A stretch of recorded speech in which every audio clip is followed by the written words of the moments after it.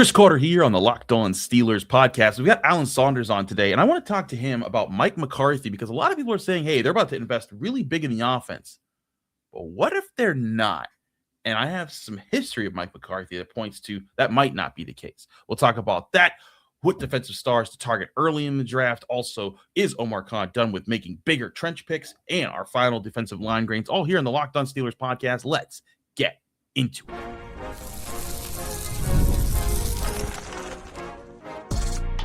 You are Locked On Steelers, your daily Pittsburgh Steelers podcast, part of the Locked On Podcast Network, your team every day.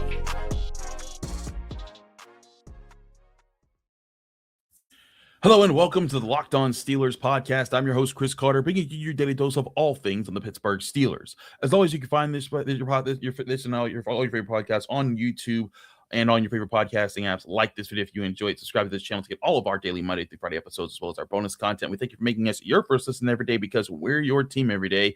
And a reminder, the Locked On Steelers podcast is part of the Locked On Podcast Network, now the #1 sports podcasting network in the world. Today's episode is brought to you by FanDuel. The winter games are on, and there's no better way to follow them than with a bet on FanDuel. FanDuel, play your game. As said before, we're joined by the man himself, Alan Saunders. He's back from SteelersNow.com, back from covering the Super Bowl, where you had a fun week, sir, getting your one-on-ones and doing some great reporting out there. I'm back from a vacation where I was doing no one-on-ones, just my one-on-ones were in the pool. But it was a good time. But we're both back here, and Alan, I want to talk to you about this idea. We just did our first mock draft Monday where fans are submitting their picks, and a lot of people have the Steelers going full offense. Either it's Ty Simpson or Makai Lemon or Carnell Tate or this, all straight up offensive picks early because that's who Mike McCarthy is. He's the offensive head coach. But there's some really, really good defensive players in the first round that you could get and become star players. And I started thinking like, man, what if they went and did that? What if they went and did, when you look at the Seahawks and how they played in this Super Bowl, what if they could get them a Devin Witherspoon and Nick Emanwari? Granted, he was a second-round pick, but some of those guys. And then I went back and I looked at, wait a minute, how did Mike McCarthy in the Packers draft when he first took over there? And sure enough, 2006, first-round pick, 5th overall, linebacker, A.J. Hawk. 2007, defensive tackle, Justin Harrell, their first-round pick then. They don't have a first-round pick in 08, but in 09, they picked 2 defensive players in the first round, B.J. Raji, Clay Matthews, both key players of the defense that helped beat the Steelers in the Super Bowl just a couple of years after that. But for their first 4 first-round picks, when Mike McCarthy joined the Packers, were defensive players. I'm not saying that's what's going to happen with the Steelers, but what is the likelihood that you think that you see the Steelers could go and get one of those superstar defensive players that could be in that first round that's available? I mean, it's certainly possible. I don't think they're going to put themselves into a box. It's going to depend on what the board looks like and how they're able to move up and down it. I don't think it would be their preference. Look, you want to run the West Coast offense? Right now you got one wide receiver who fits it. Like, I don't see how you can even – now, maybe they go out there in free agency and they sign Romeo Doubs and Alex Pierce. And now I'm like, oh, okay, you don't need that anymore. But, as we stand here right now, I don't see how they could even really talk themselves into preferring a defensive player. But there's a long way to go. And it is a better wide receiver free agent class than it's been the last couple of years. I do think it's possible they will at least sign someone at that position, which then I think does sort of look, they still will need another one, but I think that it becomes more in line with their other needs. And they do clearly have other needs. I mean, right now they don't have another cornerback besides Joey Porter Jr. signed. What's going to happen with Jalen Ramsey? Is he a free safety? Is he a nickel? Is he on the team? I don't know. And so they have some question marks there. What's happened with Patrick Queenan in the last year of his contract at linebacker? That's a question. Do they feel like they're done at defensive tackle, or do they want to go back to that well? Even the offensive line. And I know you're asking about defense here, but I mean, I think a lot of the people who you're talking about are picking wide receiver, or maybe a quarterback, right? And I think if like the need is less acute than it is right now. Let's say they get one of those top wide receivers in this free agent class, or they make another trade similar to acquiring DK Metcalf. Then I think you can pretty easily talk yourself into almost any position, really, at that point. But right now, and I just don't know how you even begin to implement this offense with what they have at the wide receiver position right now. I agree. And that's why, like, especially at this stage, like you said, I've been putting a lot of emphasis on these receiver picks. I've been talking a lot about Makai Lemon, dipping later in with Malachi Fields, Chris Bell. There's a lot of guys out there that we'll continue to explore. I mean, that you and I were looking really hard at the Senior Bowl, even guys like Josh Cameron out of Baylor, who's going to be a later round guy. This could be an interesting wide receiver class to use to bolster it. I still think this front office needs to come away in this draft process by taking 2 receivers in this draft class, even if one's early and one's late. They don't have to both be early, but there needs to be a double dipping here to replenish this receiver room that's just flat out not usable for what you're, like you're saying, with what Mike McCarthy traditionally has done with his offenses, using West Coast offenses and bringing them up. So I look at that, Alan, and I think you're absolutely right there. But to your point, and this is what the Steelers, kind of have tried to do, I think that, can kind of work to their advantage, with the way that they're built and the way that they make moves in the draft. If there's a run at wide receiver, they don't have to panic. It would stink. It would, but there's big time players. If there's a run at wide receiver, that means some other positions are moving down the board. And if the Steelers could come away with, and I'm not saying they will come away with, because I think these guys should absolutely go early. But if they traded up and they still didn't get, Lemon or Tate or Tyson, but they somehow got Caleb Downs or Sonny Styles or Mansoor Delane, one of those types of defenders that could be, a game changer on the defensive side of the ball, I think that's still worth a whole lot for what they're trying to do with this team, because the defense is still, as much as Mike McCarthy's an offensive-minded head coach, the defense is still going to be a huge part of what they're doing, because they've already been investing into trying to rebuild a defensive core. Yeah, I mean, Peter Woods, defensive tackle. If you want to go right back and pair him with Harmon and Benton and feel like you're done at D tackle for a long time, I think you could do that and feel pretty good about it. I mean, I think that's a good pick. Caleb Banks from Florida. Those are the 2 guys, to me, in the middle of the first round at defensive tackle. Yeah. I like them both. And so I don't have a problem with that. Sonny Styles is a great player, although I do really like this linebacker class all the way down. I don't love the value of linebacker, especially trading up for a linebacker in the first round. I think he's a really good player. I just think, considering the Steelers' other needs, I'd probably be out on that. Obviously, Arvell Reese is going way at the top. Safety is the one where, like, I don't know if there's a safety right now that I would be like, that guy should be a pick at 21, but it is a huge need for this team. And you mentioned Nicky Mansour. I mean, I don't know what position you want to call him, because he did a lot for the superstar safety, but like a player like that is a vital need of this defense right now. Yeah, it would be an enormous addition, whether that's in the first round or early in the second round, whatever.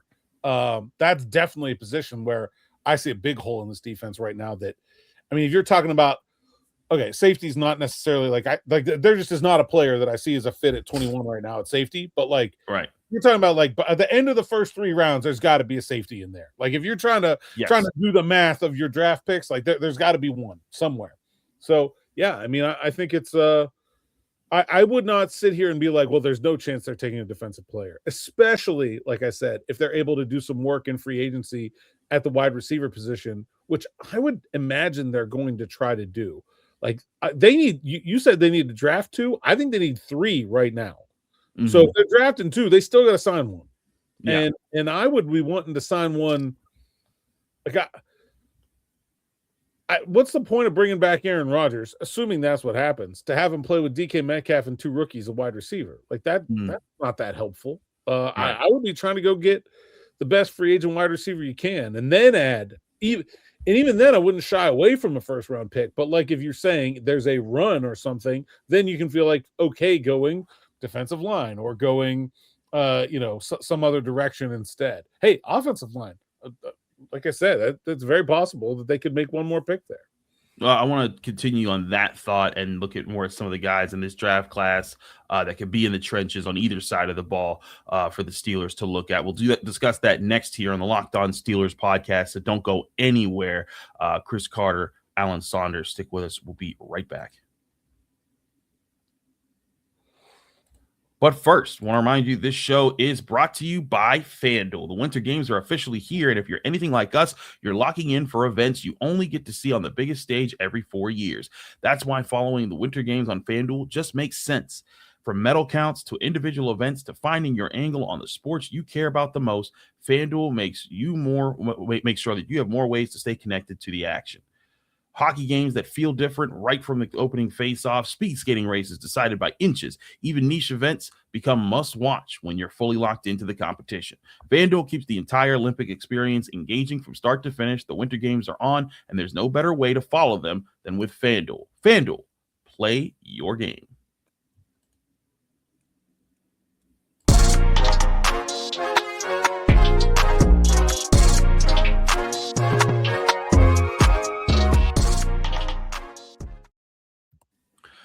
Back here on the Locked On Steelers podcast, Chris Carter, Alan Saunders, back here from SteelersNow.com. Alan, let's kind of continue this note. Also, I think I wanted to point out something that I said yesterday, that when I went to clarify and look up, when doing more research, I talked about Jalen Ramsey's contract, and I looked at overthecap.com as I was out in Palm Springs, and I was like, oh, he's basically a free ride. If they cut him, they get all their money back. And then I checked it with Spot Track. That is not the case. He does have guaranteed money, not a whole bunch. It's not like they'd be losing an arm and a leg, but it's decent enough that they would be taking a hit if they got rid of Jalen Ramsey. So he is not as easy of a get rid of player. But looking at the sort, like you just talked about what Nicky Manwari was for the Seahawks this past year, I think Jalen Ramsey, they were hoping he could be sort of like that, with being in the slot, being at strong safety, maybe going to free safety, having that super flexibility. He makes big hits. And look, there were times where he did a lot of really good stuff for the Steelers. I mean, the hit that he had in the Jets game, just so many times where he took away parts of the field that were crucial when the safety position was just so abhorrent for them in rough stretches of this season. Jalen Ramsey was absolutely an asset in those moments. But he's not a center fielding, free-ranging guy that can just run all over the field.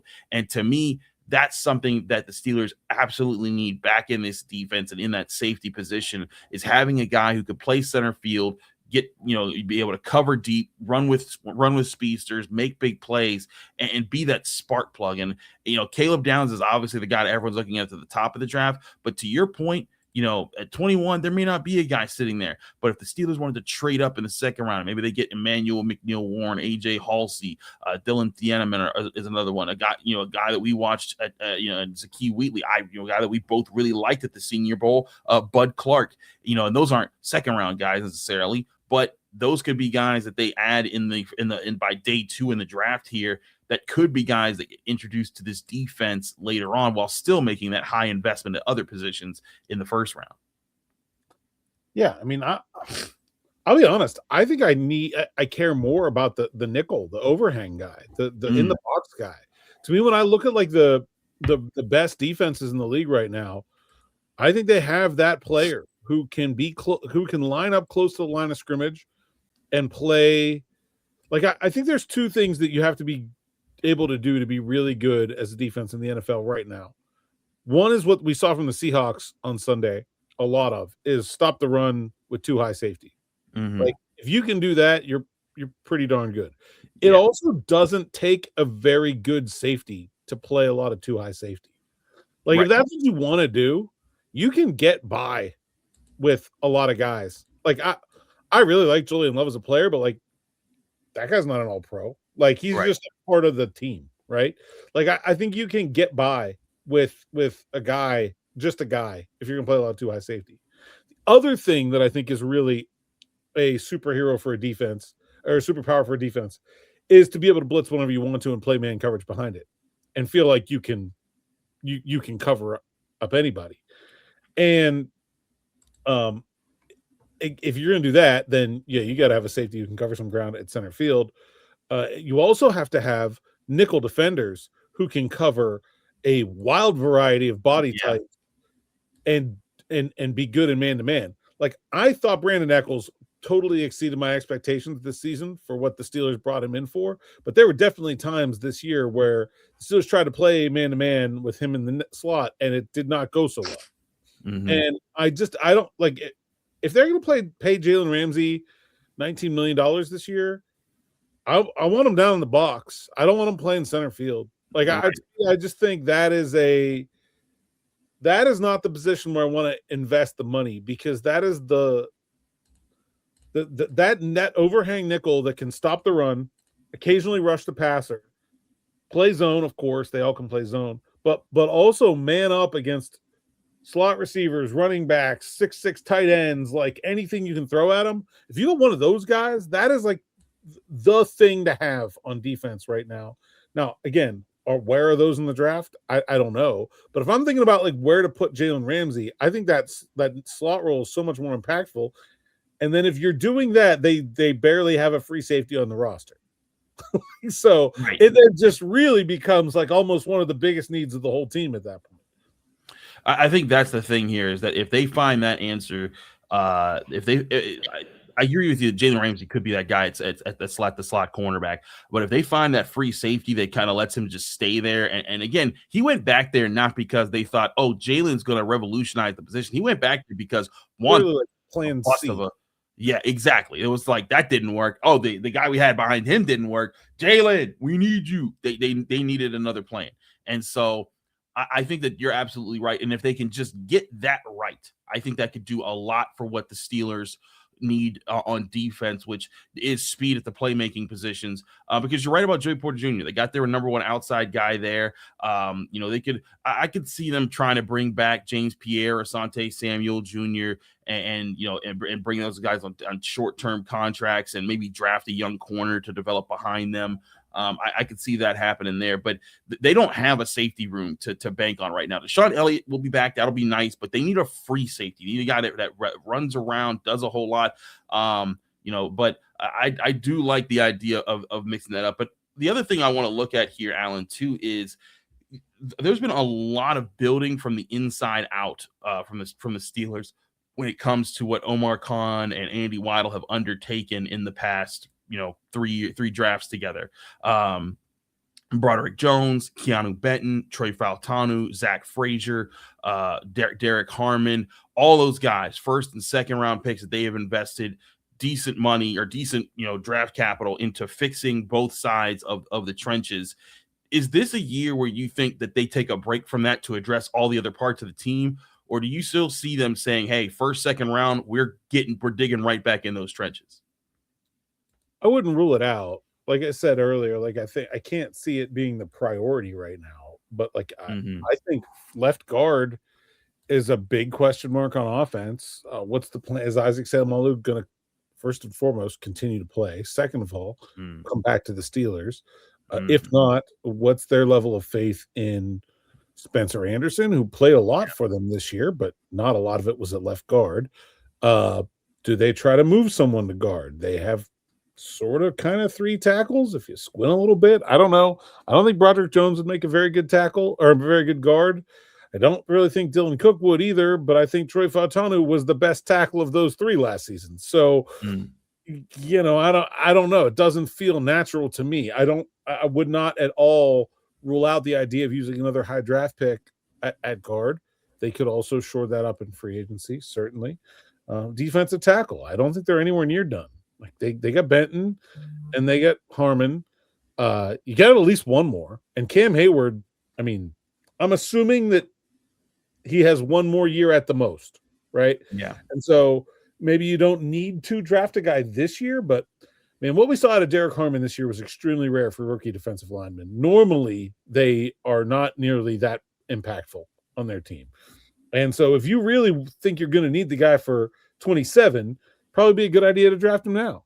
And so I don't think, look, if the first two picks are D tackle and guard, like that should not surprise anyone. Those are big positions of need. Maybe not the biggest as we stand here today, but they're still certainly in the list. And also D tackle is I will say of those two, has players in the middle of the first round, which that position doesn't usually, and is a really high value position. So I don't think I would have a problem at all with going D tackle in the first round.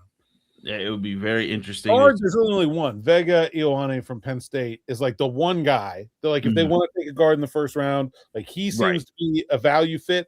Other than that, guard is probably more of a day 2 pick. But I mean, like you go get one of those 2 D tackles we talked about, Woods or Banks, Caden McDonald or Banks, yeah. And then you come back and you get a guard in the second round, like a Jennings Dunker who played tackle in college, but I think is like about half the teams at least want to move him to guard in the second round. Like, I'm not going to complain about that draft class. Now, I mean, I think the people will probably like be trying to burn the city down with 700,000 fans still on the wide receiver or quarterback. But like, I don't think that would be this like horrible idea or anything like that. No, I'm right with you, and partially because I do think, like you're saying, this defensive line needs help. It needs really needs one more before you're feeling like you're done on both sides of the trenches. I agree, and we're going to focus on D-line in the next segment because we're going to get our grades from there. And again, it's going to kind of encapsulate just where they are in this rebuild of that side of the trenches. We'll get to the offensive line later in our full rollout of all the grades here, but we're going to take a quick break. When we come back, those final Stars and Skulls grades on the Steelers defensive line next here on the Locked On Steelers podcast. Chris Carter, Alan Saunders, stick with us. We'll be right back. But first, remind you, this show is also brought to you by TurboTax. Tax season doesn't have to take over your life. This year, TurboTax is making it easier than ever to just hand things off and move on with your day. With TurboTax full service, you can have your taxes done for you by a trusted local expert start to finish without the stress or guesswork. Instead of spending hours trying to figure out forms, you can meet with a local TurboTax expert in person or connect online. They handle everything from W-2 to self-employed forms and work to get you every deduction. You can upload your documents, go about your day, and get updates right in the TurboTax app. It's a huge time saver and gives real peace of mind knowing an expert is handling it. For a limited time, you can have your taxes done by a local TurboTax expert for just $150 all in. If a TurboTax expert didn't file for you last year, just file by February 28th. Take taxes off your plate and get back to your life. Visit TurboTax.com/local to book your appointment today at TurboTax.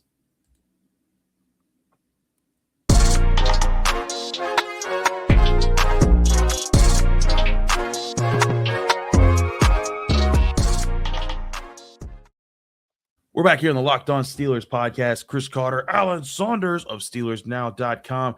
Let's roll into our final Stars and Skulls grades for the Steelers defensive line. We've been rolling position by position throughout the past week or so. Reminder, after each grade, we gave guys either a neutral grade, or if they were on the plus side, they got 1 to 3 stars for good to elite play. If they were on the negative side, 1 to 3 skulls for bad to all-time play. And, of course, the dreaded bus ticket grade if you were absolutely terrible. But let's dive in and get into some of these grades here. We're going to start with some of the guys who didn't get to play too much this year and then roll into the guys who were the primary contributors of the defensive line. I want to start with the guy that they brought in to kind of help, didn't really get a chance to because he got hurt. That's Dana Qualley, 1 star, 2 skulls, nothing really. He got hurt way too early in the season, and he was very limited in the ways that he was trying to contribute. I thought there was potential there. Didn't work out. I gave him a C- on the year.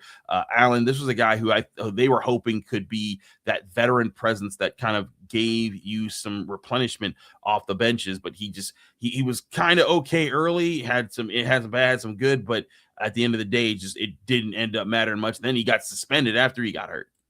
Yeah, I think an underrated talking point of this year was how the defensive line depth really melted early in the year.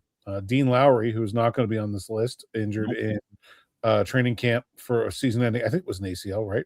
I think so. Yeah. Yeah, some kind of season-ending knee injury in training camp, and then Aquale early on, and Isaiah Loudermilk, who I assume we're going to get to next here, but very minimal contributions from the guys that they came into training camp with as their second team defensive line.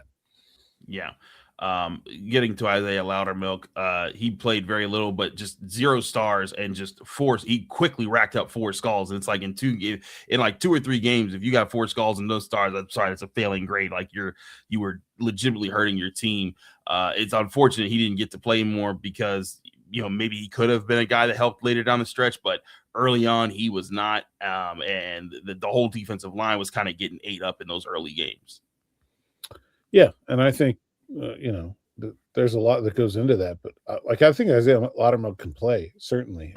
But it was not going well early in the season for that defensive line. And honestly, by the end of the year, I mean, Harmon was playing better, but it was mostly just the sort of top guys. Cam Heyward played so much more than we expected him to play this year. I think because of how the depth struggled. Agreed. And that's what we'll get to in a sec here. 2 more like real depth guys before we start getting into the top 4 dudes. Esezi Atomowo, had a star because he did have that game where we're showing him on screen getting a sack, and that was fun. But 7 skulls, 1 star. That's pretty rough with the limited time that he had. That's an F grade. Allen, I think that, again, he was an emergency guy called in because of the situation that he was in. So it is what it is. But again, it's going between this and then, the one real positive grade here, the one guy that had the only guy of these reserves that we get to before we get to other guys like Y.A. Black, who was a reserve that had more stars than skulls, was Logan Lee. He had 2 stars. 1 skull. I gave him a C grade on the year. At the end of the year, he had those 2 batted passes that were kind of helpful in the later part of the season.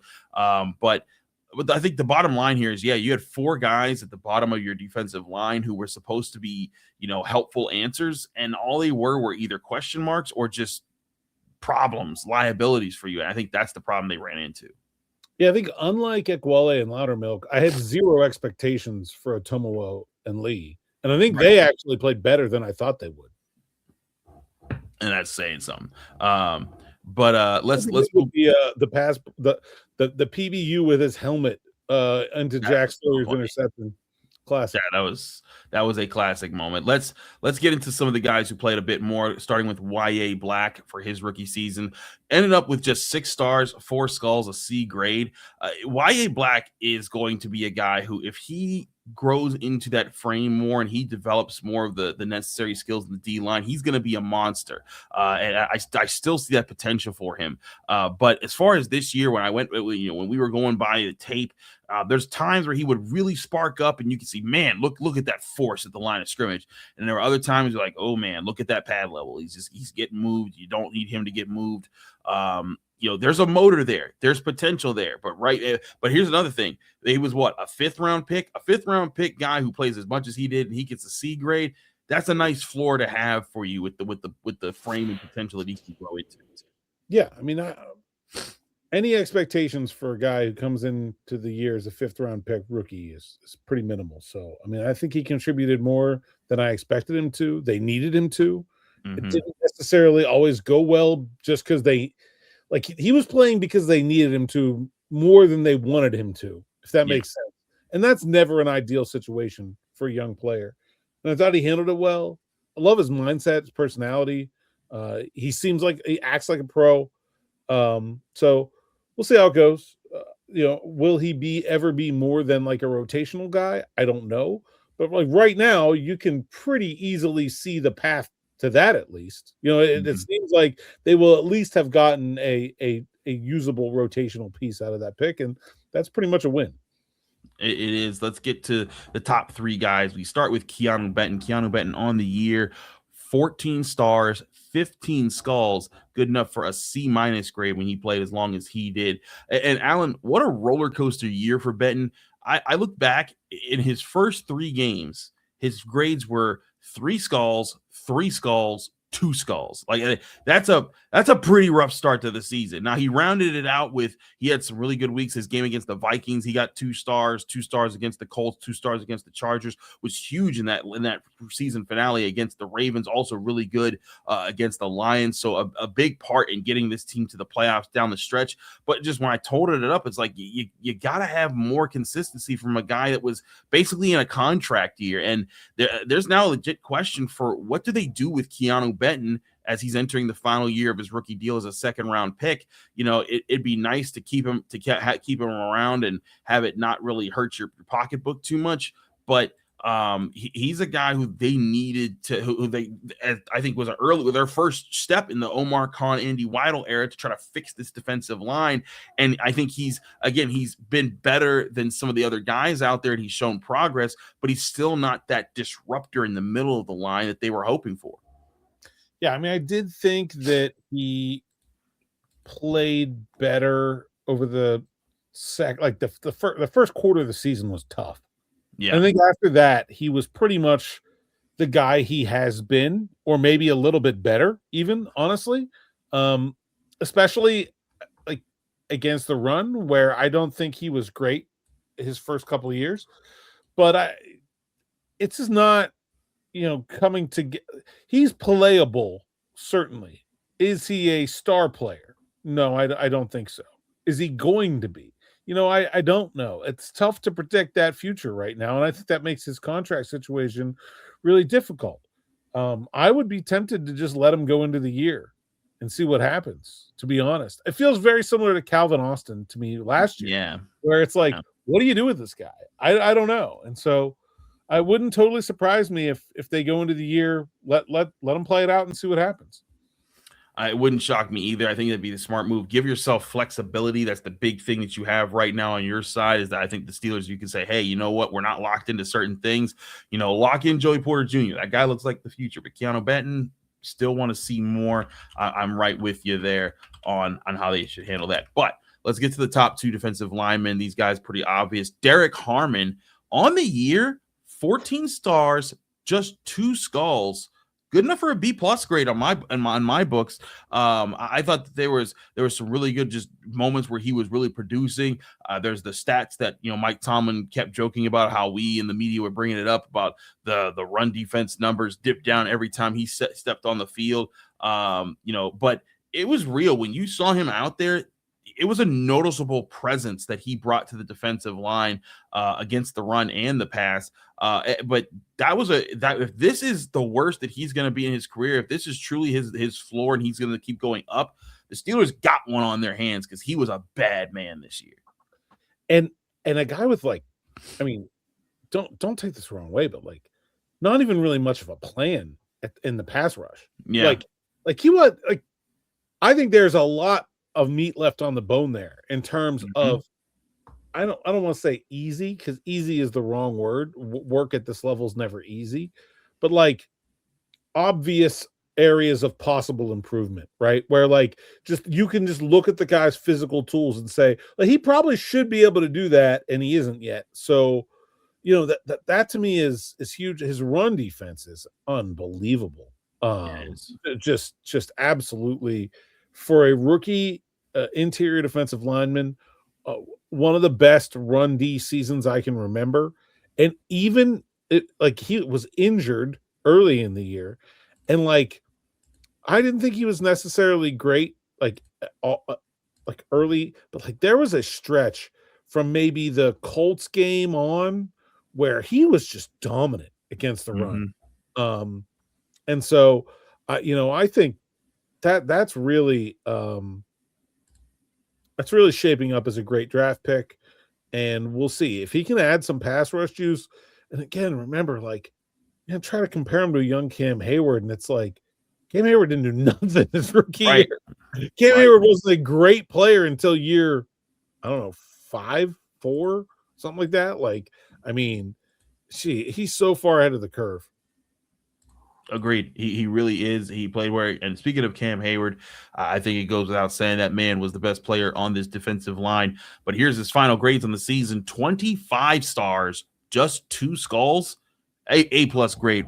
I know you ain't done, but that's going to be the best grade on the whole defense. Yeah. No. Yeah. We have a lot more. I think we did linebackers yesterday. We still have to do edge rushers. We still have to do safeties and corners. But you're absolutely right. Spoiler alert, Cam Heyward, that's the best grade on the defense. He was the defensive player of the year for the team. Just spectacular at what he did. And it was just, it made me mad early in the season. There's one thing that peeves me, Alan. It's when fans trying to talk like they know better than these superstar players, and the guys that have done this game so well. And they point to, oh, well, Cam Heyward's not getting 3 sacks, so he's playing terrible. I'm like, you guys don't see how he's like locking down 2 gaps at the same time and crushing everything in his path. All the things that he does, there's times I'm like, man, like Cam Heyward is not appreciated enough, which is crazy to think because there's so many people in the city of Pittsburgh that love that guy. But man, Alan, I've been, it frazzles me when people do not appreciate all the hard work that dude puts in stuffing the run, in taking things away, in reading what the other team's going to do. I forget that. I think it was the Ravens game where he like sniffed out a play before it even happened. He was the only guy that figured out what they were doing. There's just so many times like that. And again, it's going to reemphasize whenever he chooses to retire or go somewhere else and his time with the Steelers are done, they need to have multiple guys ready to fill in because he has filled in so many problems for them as a guy that they've developed over the years. Keeanu, Benton, Derrick, Harmon, Y.A. Black, not enough. It's why we're emphasizing defensive line could be an early pick for the Steelers this year, and it would not be a bad move. Yeah, we've literally never seen an NFL defensive lineman have the kind of season that we just saw Cam Heyward have at his age. It's never been done. It's incredible. The sack total's not really there this year. I don't know why. I don't really feel like I have an explanation for that. But, I mean, the overall package was incredible. The pass is batted down, which has always been one of his hallmarks, still way up there. The run defense, phenomenal. Still got a lot of pressure, even though he didn't necessarily get as many sacks this year. He's the best player on this defense. He's probably the best player on the team. And to do that at that position at 35, 36 years old is just it's unheard of. I don't know how long it's going to continue. And I echo your sentiment that I wish people appreciated it more because it is so unbelievably rare and so special what you're getting to watch from Cam Heyward these last few years. I think he was even better. I mean, I know he didn't have as many sacks, but I think he was even better overall player in 25 than he was in 24. Wow. And like, I just think like he's that dude. I thought he should have been a first team All Pro. I know he got second team. I voted for him first team. I think he deserved it. I'm right with you. I think he did. It was a shame he didn't get it. Maybe some people were just tired for having to vote for him each year because he's been getting that honor a lot. But Cam Heyward's a bad man, and the final grades just followed that there. But again, they're going to need some help for him soon. Help for replacing him soon, and that's why defensive line could be a pick here. Who would be your defensive pick early in this draft class to try to bolster this defense while a lot of people are thinking offense? Let us know in the comments section if you're on YouTube or tweet at me at Carter Critiques. Alan, thanks so much for joining us here on the Locked On Steelers podcast. Let people that can find you, follow you, and get more of your work. Saunders_PGH on social media. SteelersNow.com is where you can find my written work and my podcast, Steelers Morning Rush and Steelers Afternoon Drive. We're on the Steelers Now YouTube page or anywhere you find podcasts. Just search Steelers Afternoon Drive.